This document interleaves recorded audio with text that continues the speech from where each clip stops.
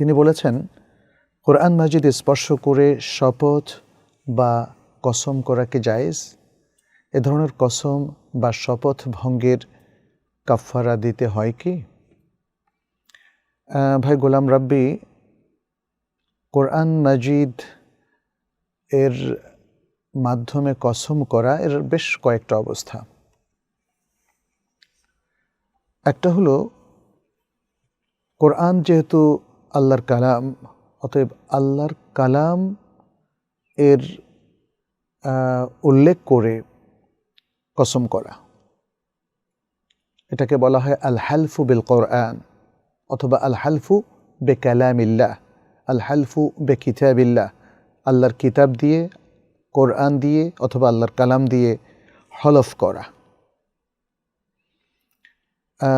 প্রথমত আমাদের মনে রাখতে হবে যে আল্লাহর কোনো একটা সুন্দর নাম অথবা কোনো একটা সিফাত দিয়েই কসম করতে হয়। এছাড়া, অর্থাৎ আল্লাহর নাম এবং সিফাত ছাড়া আর কোনো কিছু দিয়ে কসম বা শপথ অনুষ্ঠিত হয় না। আচ্ছা, যেহেতু কালামুল্লাহ বা কোরআন আল্লাহর সিফা, অতএব কোরআন দিয়ে অথবা আল্লাহর কালাম দিয়ে অথবা আল্লাহর সিফা দিয়ে এটা হলফ হতে পারে। আপনি বলেছেন কোরআন মাজিদ স্পর্শ করে, এটাকে বলা হয় আল হালফু বিল মুসহাফ। কোরআন মাজিদকে আমরা মুসহাফ বলি। মুসহাফ স্পর্শ করে শপথ করা যায় কিনা, কসম করা যায় কিনা? মুসহাফ দিয়ে কসম করার দুটো অর্থ। একটা হচ্ছে তিনি মুসহাফ স্পর্শ করে নয়, বরং মুসহাফের মধ্যে যে আয়াত আছে, যে সিফাত আছে, যে আল্লাহর আসমা আছে, এগুলো দিয়ে শপথ করলেন। যদি তার এই নিয়ত থাকে তাহলে তার শপথটা শুদ্ধ হবে আর এটা শরীয়তসম্মত হবে। কিন্তু যদি মুসহাফটা স্পর্শ করে তিনি শপথটা সারতে চান, তাহলে তার শপথটা হবে মুসহাফের ওয়ারাকা দিয়ে।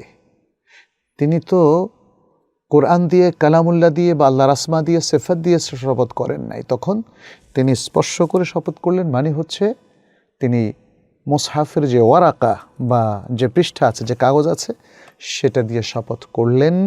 এটা শরীয়তসম্মত নয়। কারণ এমত অবস্থায় এটাকে বলা হয় হালাফুন বেগারিল্লাহ, হালাফুন বেওয়ারাকিল মুসহাফ। মুসহাফের কাগজ দিয়ে বা পাতা দিয়ে তিনি শপথ করলেন এবং গায়রুল্লাহর দ্বারা বা গায়রুল্লাহকে সামনে রেখে শপথ করা, এটা শরীয়তসম্মত নয়। যেহেতু নবী সাল্লাল্লাহু আলাইহি ওয়াসাল্লাম বলেছেন, মান হালাফা বিগাইরিল্লাহি ফাকাদ আশরাকা ফাকাদ কাফারা আও আশরাকা, এভাবে বলেছেন যে ব্যক্তি গায়রুল্লাহর দিয়ে, গায়রুল্লাহর নামে যদি কেউ শপথ করে তাহলে সে কুফরি করলো অথবা শিরক করলো। এই হাদিসটি ইমাম তিরমিজি, ইমাম আবু দাউদ বর্ণনা করেছেন এবং সহিহ তিরমিজির মধ্যে শেখ আলবানী সহিহ বলেছেন। এখন আমরা আরেকটু বিশ্লেষণ করি যে তিনি মুসহাফ স্পর্শ করে বা মুসহাফ দিয়ে শপথের কথা বলেছেন। এখন তাহলে আমরা যেটা বললাম যে আল্লাহর কালাম দিয়ে শপথ করা জায়েজ, আর যেহেতু শুধু মুসহাফ স্পর্শ করে শপথ, এর কোনো আসল নাই, অতএব এটা আমাদের তরক করা উচিত। বিশেষ করে আমরা যেটা ইদানিং বা আরও কিছুকাল আগে লক্ষ্য করছি, অন্য ধর্মের লোকদের মতো কোরআনের উপর হাত রেখে অথবা কোরআনের ভিতরে হাত রেখে অথবা কোরআনকে হাতে নিয়ে শপথ করা, যে আমি এই কোরআন স্পর্শ করে শপথ করছি, এভাবে বলা, অথবা এই মুসহাফের ভেতরে হাত রেখে আমি শপথ করছি, অথবা এই মুসহাফের উপরে হাত রেখে আমি শপথ করছি। এই ধরনের যে ব্যবস্থাটা আমরা কিছুকাল আগে দেখছি, এটা শরীয়তসম্মত কোনো ব্যবস্থা নয় এবং এভাবে শপথ করাটা এটা শরীয়তসম্মত নয়। আমরা বারবার যেটা বললাম সেটা হচ্ছে আল্লাহর নাম নিয়ে, আল্লাহর সিফাত নিয়ে অথবা আল্লাহর কালামের বিনিময় বা কালাম নিয়ে এটা শপথ করা যেতে পারে। অতএব কেউ যদি অন্য ধর্মের লোকদের মতো কোরআনের উপরে, নিচে বা ভেতরে হাত রেখে করেন, যেটা রাসূল সাল্লাল্লাহু আলাইহি ওয়াসাল্লামের যুগে ছিল না বা তার পরবর্তী সাহাবাদের মধ্যেও ছিল না, এমনকি তাবেঈনদের মধ্যেও ছিল না, সেটা পরিত্যাগ করতে হবে, কারণ এর মধ্যে রয়েছে অন্য ধর্মের অনুসরণ এক, এবং এর মধ্যে যেটা আমরা বললাম শুরুতেই যে এটা হয়তো মুসহাফের ওয়ারাকা নিয়ে শপথ করা, মুসহাফের ওয়ারাকা উল্লেখ করে, মুসহাফের কাগজটাকে বা পাতাটাকে উল্লেখ করে শপথ করা, এটা জায়েজ হবে না। এক্ষেত্রে আমরা দেখি যে শেখ সালেহ বিন উসাইমিনের একটা ফতোয়া রয়েছে, যে ফতোয়াটা তিনি নূরুন আলা দারব একটি রেডিও অনুষ্ঠানে দিতেন। এই ধরনের অনুষ্ঠান আমরা সৌদি আরবে অবস্থানকালে শুনতাম। আচ্ছা, তো তিনি বলেছেন আল হালাফু ওয়াল কাসমু লা ইয়াজুজু ইল্লা বিল্লাহি তাআলা আও সিফাতিন মিন সিফাতিহি, আল্লাহর নাম নিয়ে অথবা আল্লাহর কোনো সিফাত নেওয়া ছাড়া, সিফাতের উল্লেখ করা ছাড়া শপথ শুদ্ধ হবে না।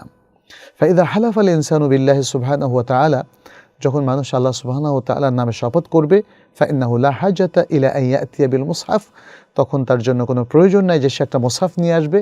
লিয়াহলিফা আলাইহি, তার উপর হাত রেখে সে হালফ করবে বা শপথ করবে। ফাল হালাফু আলাল মুসহাফ লাম ইয়াকুন ফি আহদিন নবী সাল্লাল্লাহু আলাইহি ওয়াসাল্লাম ওয়ালা ফি আহদিস সাহাবা, কারণ নবী সাল্লাল্লাহু আলাইহি ওয়াসাল্লামের যুগে এবং সাহাবাদের যুগে মুসহাফের উপরে হাত রেখে শপথ করার কোনো প্রচলন বা দৃষ্টান্ত ছিল না। হাত্তা বা'দা তাদউইনিল মুসহাফ, এমনকি মুসহাফটা যখন লেখা হয়ে যায় তখন তো দৃশ্যমান একটা মুসহাফ, তাই না, কাগজের তৈরি একটা মুসহাফ, তাহলে সেই মুসহাফ সংকলন হয়ে যাওয়ার পরেও এটা আসলে ঘটেনি। লাম ইয়াকুনু ইয়াহলিফুনা আলাল মুসহাফ, সাহাবায়ে কেরাম এবং তাবেঈনরা তারা মুসহাফের উপর হাত রেখে হলফ করতেন না। বাল ইয়াহলিফুল ইনসানু সুবহানাহু ওয়া তাআলা বিল্লাহি সুবহানাহু ওয়া তাআলা বিদুনা ইয়াকুনা যালিকা আলাল মুসহাফ, বরং মানুষ আল্লাহ সুবহানাহু ওয়া তাআলার নামে শপথ করত সেই মুসহাফের উপর কোনো রকম হাত না রাখা ছাড়াই। তাহলে আমরা মনে হয় এই আলোচনা থেকে বুঝে ফেললাম যে মুসহাফ স্পর্শ করে শপথ করাটা আমাদের জন্য সঙ্গত হবে না, বরং আমরা আল্লাহর কালাম দিয়ে অথবা তার নাম দিয়ে অথবা তার সিফাত দিয়ে শপথ করব।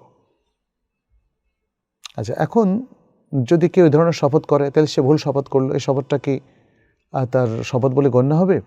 হ্যাঁ, যদি কেউ শপথ করে, যদি আমি বলি আমি কসম করলাম আল্লাহর নামে, তারপরে হাত রাখলো সে, এটা শপথ বলে গণ্য হবে। কিন্তু তার কাজটা ভুল, মুসহাফের উপর হাত রাখাটা ভুল, সেই জন্যে এই ভুলটা যদি সে ইচ্ছে করে পৌনপুনিকভাবে করে তাহলে তার পাপও হবে, কিন্তু তার কসমটা কসম বলে গণ্য হবে এবং তাকে কসম ভঙ্গ করলে কাফারা দিতে হবে।